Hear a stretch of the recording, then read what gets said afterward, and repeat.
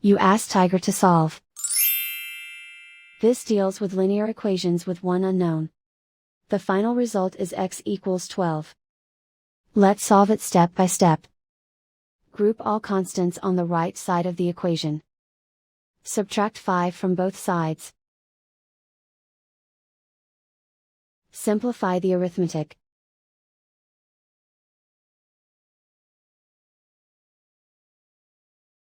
Isolate the x. Multiply both sides by inverse fraction 3/1. Group like terms. Multiply the coefficients. Simplify the fraction. Simplify the arithmetic. And so the final result is x equals 12.